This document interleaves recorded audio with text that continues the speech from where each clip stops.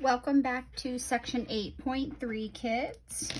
We are going to continue with our introduction to parabolas. This time we're going to look at the graph of a quadratic function, or the graph of a parabola, in a different form. It's called the vertex form. So we'll jump right down to this example. So here's the example of a quadratic function given in vertex form.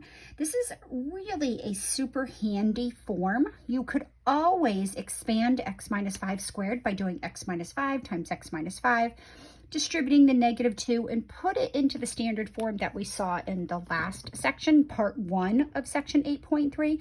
Or even easier, we can just learn to work with it in this form. So anytime we see a quadratic function in this form, it's called the vertex form of the quadratic function.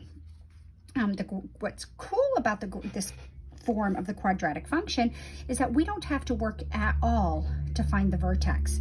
So if we think of this as the equation, y equals some constant times the variable x times x minus h squared plus k, the vertex is automatically handed to us. The vertex are whatever these two values are visible in the equation just by looking at it. So the vertex is h, and the x-coordinate of the vertex is h, and the y-coordinate of the vertex is k, the number dangling on the end. All right, here's the only tricky part. Whatever sign is inside the parentheses with the x, if it's subtraction, then the x-coordinate of the vertex is positive. If this is addition, the x-coordinate of the vertex is negative. So it's always opposite of what's inside the parentheses, and then the y-coordinate is the exact number that's outside of the parentheses. So for example, if we look at the quadratic function given in the form -2 times x minus 5 squared plus 11, these are the two numbers we're going to focus on. And just by looking at this, I know the vertex of this guy is going to be, this is -5, it's going to be opposite of that. So it's whatever we're subtracting from x. So it's opposite of what's inside the parentheses, exactly the number dangling on the end outside of the parentheses. So if you were to expand this and use the template from the previous section, you would just get 511. So let's try it with a little bit different. If you have x plus 6 inside the parentheses and minus 5 outside, I would know if I graphed this using the techniques from the previous section that I would get the x-coordinate of the vertex is always opposite of what's inside and exactly the same as what's on the outside. So the vertex of this quadratic function is -6, -5. All right, be really careful here because often the simpler problems tend to be a little more difficult. We can rethink this. There's nothing being squared along with the x, or we could think of this as x plus or minus 0 squared plus 11. So in this case, what's being squared with the x is just 0, and 11 would be what's on the outside. So the vertex here would be 0, 11. All right, so what we want to do is now we can find the vertex of a quadratic function in this form. We want to be able to identify all the other important features if it's given in this form. You could always, again, expand it and use the information or the methods from the first part of 8.3, but it's really actually a lot more convenient and you're less likely to make an algebra mistake if you can learn to work with them in this form. So given a quadratic function in this form, a times x minus h squared plus k, the whole open up or down thing still applies. This number out front, in front of the x minus h in parentheses that's being squared, well, it's going to open up if a is positive. It's going to open down if a is negative. So it would be a positive parabola if the leading coefficient was positive. And if the leading coefficient is negative, it would be a negative parabola. The equation of the axis of symmetry, well, remember the vertex is just hk. It's whatever these numbers are. So the axis of the equation of symmetry is just still x equals the x-coordinate of the vertex. The domain is still -infinity to infinity, and the range still depends on the y-coordinate of the vertex.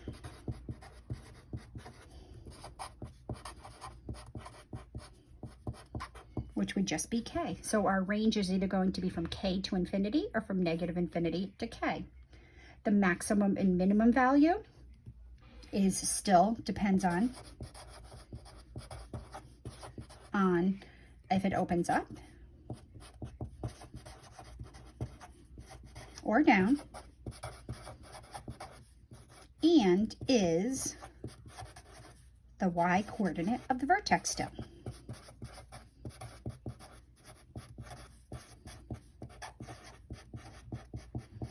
So it's still going to be the y coordinate of the vertex.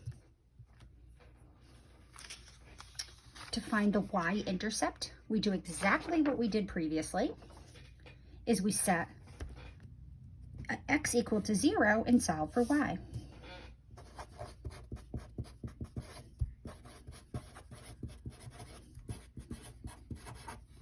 All right, the x-intercepts is we're going to set y equal to 0 and solve for x.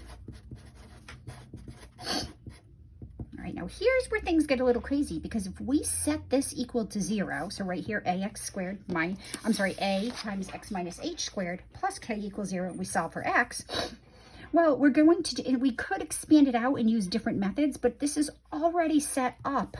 The square has been completed for us, so it's already set up for us to use the square root property. So instead of expanding, just subtract k from both sides and then divide by a. So when you subtract k and divide by a, if what's on the right side is positive, you're going to have two x-intercepts.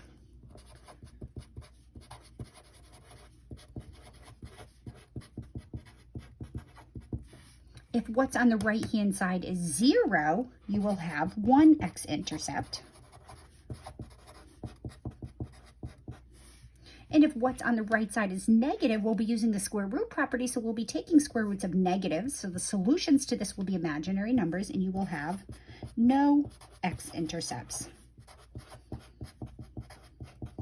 And I know this stuff is a lot to remember, but just when you do the process, the results are exactly the same as when we had it in its standard form.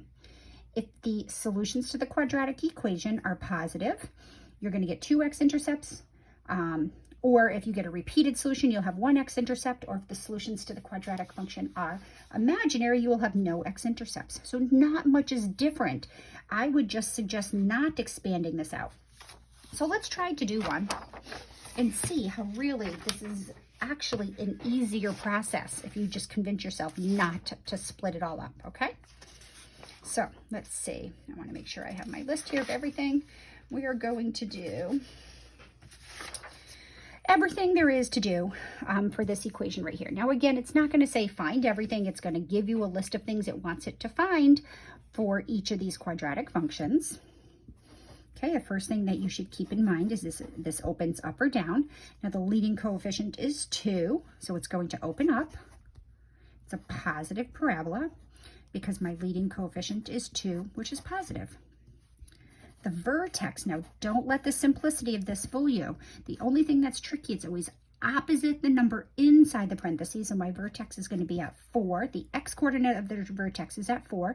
The y-coordinate is going to be exactly the number outside the parentheses, -8. Now again, you can expand this, distribute the 2, and use the template from the last section. But if you can just remember the opposite of what's in with the x, the exact same of what's outside, then you have the coordinates of the vertex handed to you. So now we automatically know the equation of the axis of symmetry, and it's going to be x equals the x-coordinate of the vertex. So let's plot this. 4, ooh, this is a tricky one. This is 4, 5, 6, 7, 8. Yep, so 4 is right here, and we're going to go down to -8, which is right here. I know it opens up, so I'm just going to identify this as 4, -8. It's going to open up, so I know it's going to have x-intercepts. Here's my equation for my axis of symmetry. So I know it's symmetric on both sides of this little green line, and that's x equals 4. Right, so my y-intercept, well, my y-intercept's a little bit tricky. We have to plug in 0 for x, right, and find the value for y. So if y equals, we're going to find f of 0. It's going to be 2 times 0 minus 4 squared minus 8. So this is going to be -4 squared is 16, right? 16 times 2 is 32 minus 8, which is equal to 24. So the y-intercept is 0, 24. So good thing I went all the way up here. 24 is going to be right here.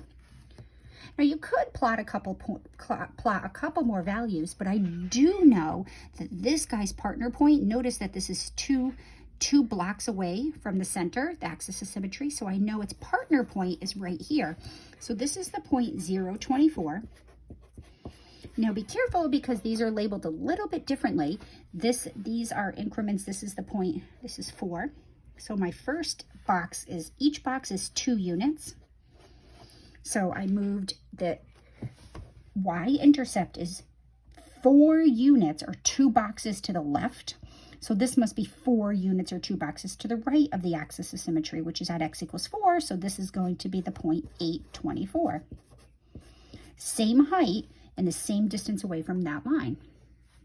All right, so we need to find the intercepts. They may be nice intercepts. So let's see if they're nice intercepts before we pick other points. So my x-intercepts, remember we're just going to set the equation equal to 0. I highly suggest you use the material that we learned in section 8.1. The square has already been completed for us. So I'm going to add 8 to both sides. And then I'm going to divide by 2, and I get x minus 4 squared equals 4. Now I'm going to use the square root property. And the square root property says when we have something squared equals 4, then what we're squaring either equals the square root of 4, or what we're squaring equals the opposite of the square root of 4. And now we're going to simplify this. X minus 4 equals 2. So I'm going to add 4 to both sides, and we get 6. Now, because I have no radicals or i's left in my answer, I have to do the work on the other side. So x minus 4 could equal negative 2, and x could equal positive 2. So now let's go and see, does that make sense? We cross here at 6, and we cross here at 2. Remember, you want your shape to be symmetric with respect to that axis of symmetry, that green line, and it looks like a bowl shape. So perfect. My x-intercepts are, we can say x equals 2 and 6. If it asks for an ordered pair, it's the ordered pair 2, 0, and the ordered pair 6, 0. So there's my 5 points, because those are all nice points that we can plot. And then what's left? We have the domain. The domain of all quadratic functions, whoops, is all real numbers. That's negative infinity to infinity. The range, whoops, I guess I should draw this guy first, right? So the range is, it looks like this, and this is a skinny one. Tall and skinny parabola. Looks like this, right? So I'm going to try to make that look a little bit more visually pleasing. Like that. And the range, all my y values, the lowest they go is negative 8, and then they shoot up to infinity. So the range is, depends on the y coordinate of the vertex, negative 8 to infinity. It's a right side up parabola, so it has a minimum value, which equals negative 8. It's how low it goes. And that occurs at x equals 4. So the location is 4, the actual value is negative 8. Woohoo! All right, let's try another one. So the more you do, the more comfortable you'll get with these. Let's look at this guy. Negative 4 times x minus 8 squared plus 7 equals f of x. So this is going to open, well, the leading coefficient is negative, so it's going to open down. All right, so we're going to expect an upside down parabola. We have a equals negative 4, which is negative. The vertex conveniently is handed to us, always opposite of what's inside the parentheses, the same as what's outside the parentheses. So the vertex of this quadratic function is at the point 8, 7. So 5, 6, 7, 8. Right here, 5, 6, 7. And I know it opens down, so I'm going to label it above 8, 7. Right. The equation of the axis of symmetry. The axis of symmetry goes through the vertex. So this is the line x equals 8. Remember, the axis of symmetry is an equation.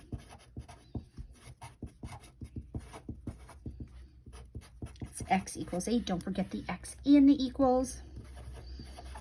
the y-intercept. Well, the y-intercept is when x is 0. It's where it crosses the y-axis. Ooh, interesting. X. So when I put in 0, I get, I'm going to do my calculator. I get negative 8 squared, which is 64. So 64. So 64 times negative 4 plus 7. Wow, did I mean to do that? I did. It's negative 249. Okay, well, we will not be plotting that y-intercept. So obviously we can still identify it. We just can't plot it because I didn't make my graph paper that big. All right, so let's make a table of values and let's pick a few more points because we have to pick at least 5 points to graph. So I'm going to go a little bit to the right and a little bit to the left. So I'm going to go to 4. We put 4 in here. I'm going to get 4 minus 8, which is negative 4 squared, which is 16 times negative 4. I'm going to add 7. Woo, that's negative 57. So I'm going to really struggle graphing these. Did I copy that right? Yeah, it looks like I did. Hold on. Negative, if I put 4 in there, I get negative 4 squared, which is 16. Negative 4 times 16 plus 7. Wow, that's going to be really awful to graph. So my guess is that Alex would give you a little bit bigger of a graph, or it would give you the coordinates and you would put in negative 4. Nope, I said, oh, I know why I'm doing this point over here. All right, sorry, that is at 8. How about we plug in the point 7? That would make much more sense if we do 7. So there we go. That's going to give us a point that's more manageable. If you stick close to the vertex, then you'll get more manageable points to graph. All right, sorry about that. 7 minus 8 is negative 1 squared is 1. So negative 4 plus, there we go, 7, 3, much better. So this is 1, 2, 3, 7, 3. It's going to be very steep because the 4 out front is going to make it very steep. Now, I automatically know if I go 1 unit to the right of 8 here, which is 9, my output should be 3. 9 minus 8 is 1, squared is 1, negative 4 plus 3 is 3. So right here, we know that this point is always a point. All right, so I'm just going to go 1 over because when I did, I don't know why I chose 4. I didn't mean to. That's going to be 6. Let's try 6. I'm just going to go 1 more over. So 6 minus 8 is negative 2 squared is 4. Negative 4 times 4 is negative 16. Plus 7 is negative 9. So at 6, we're down here at negative 9. So I'm still in my viewing rectangle. And then we're going to go to 10. I'm assuming at 10 because we get 2 here. We're going to get 4. We're going to also get negative 9. So at 10, we're going to be at negative 9. So it's a very, very steep parabola. And I can see that it must cross somewhere between 6 and 7. So my x-intercepts are not going to be pleasant numbers, but they do exist and they are real numbers because they do cross the x-axis. So let's find those x-intercepts. Now I would suggest leaving it in this form. The square has already been completed for us. So let's subtract 7 and divide by negative 4. So we're going to get negative 4 equals x minus 8. Negative 4 times x minus 8 squared is negative 7. So x minus 8 squared is going to be 7 over 4. So now we're going to use the square root property. The square root property says that x minus 8 either equals the square root of 7/4 or x minus 8 equals the opposite of the square root of 7/4. Now, as always, we're going to simplify our radical. We're going to get x minus 8 equals the square root of 7 all over 2 because it's the square root of 7 over the square root of 4, which is 2. Can't simplify that any further. I'll bring the 8 over to the right. We get 8 plus the square root of 7 over 2. Leave the radical part of the number second because I know the other solution is automatically going to be the conjugate 8 minus the square root of 7 over 2. So I'm going to approximate these on my calculator, and I've already done this, and I got 9.3. When I approximated this guy on my calculator, I got 6.7. So does that make sense? Yep. Now look, I said that the x-intercepts were going to be between 6 and 7, and it's right here at 6.7, and the other one's between 9 and 10, which is at 9.3. So therefore, my x-intercepts are at exactly x equals 8 plus the square root of 7 over 2, and 8 minus the square root of 7 over 2. Do not use these numbers. It asks for exact values unless it tells you to round. All right, the domain. Well, the domain of all quadratic functions is all real numbers. And the range, well, the range depends on the y-coordinate of the vertex. This is how high it goes, and it's all the y values are below that point, which is 7 and below. So 7 below 7 is negative infinity to 7, including 7, but we never use a square bracket. And then lastly, we have a maximum value because it's an upside down parabola. And the maximum value is the high point, which is 7. Whew. Well, I've done a zillion of these, so hopefully you're getting the hang of it. I'm going to do one more.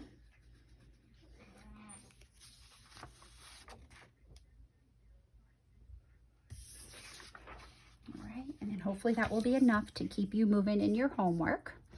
Let's look at f of x equals 2 times x plus 3 squared plus 1. We know that this is going to open up, right? Because my leading coefficient 2 is positive. My vertex, this is awesome. It's in vertex form. My vertex is handed to me, always opposite the number inside the parentheses, the same as the number outside the parentheses, because this is going to be at -3, +1. Now notice here my vertex falls above the x-axis, and this is going to open up, so I automatically know there are going to be no x-intercepts. So I don't even have to try to find them. The equation of the axis is symmetry. X equals -3. Let's see where it crosses the y-axis, so the y-intercept. Well, when x is 0, we get 0 plus 3 is 3 squared, 9, 18 plus 1, 19. All right, that's way off my viewing rectangle, so I'm not going to plot that point. But I'm going to make a table of values and plot at least 4 more points, right? So I always go right to the left and the right of the x-coordinate vertex. So I'm going to try -2. I put -2 in here. -2 plus 3 is 1. 1 squared is 1 times 2. 2 plus 1 is 3. So at -2, I'm going to be at 3. Now notice, this guy must be that one's partner point. -4 has the same output of 3 because it's symmetric with respect to that line. So I automatically know that point. I'm going to go to -1. If I put -1 in here, I get 2. 2 squared is 4. Times 2 is 8, plus 1 is 9. So at -1, I'm at 9 right here. So it's a pretty steep parabola again. All right, so what's this guy's buddy point? Well, this guy's 2 units from the center, so I'm going to go 2 blocks to the left. And now these are nice because each block is 1 unit, so I know at the point -5, I'm at 9, and you can confirm that by putting it in there. So here's the graph of my quadratic function. That we can clearly see the way it behaves. There are no x-intercepts. And if we did try to solve for the x-intercepts, we did 2x plus 3 squared plus 1 equals 0. We subtracted 1. We get 2 times x plus 3 squared equals -1. We get x plus 3 squared equals -1/2. And then if we use the square root property, the solutions to this quadratic equation, well, it would say x plus 3 is equal to the square root of -1/2, or x plus 3 is equal to the opposite of the square root of -1/2. So we could technically still solve this, but intercepts are not imaginary. So we can stop there. Only when we're graphing. If you were asked to solve this equation, then you would want to finish this and clean it up, but we're just using that equation to find the x-intercepts, and x-intercepts cannot be imaginary, so we know we're done. All right, domain. Hopefully you're getting in the idea that it's -infinity to infinity. And the range of this quadratic function, well, the range, all my y values are from this point up, and the coordinates of the vertex are -3, 1. So all the y values on this curve are all above 1. So it's from 1 to infinity. Woohoo! Oh, let's do maximum or minimum value. We have a minimum value. And how low does it go? 1. Now we're done. All right, I bet you guys are quadratic functioned out. But remember, to get good at this, you have to do lots of these on your own, okay? So have fun, and I will see you in 8.4.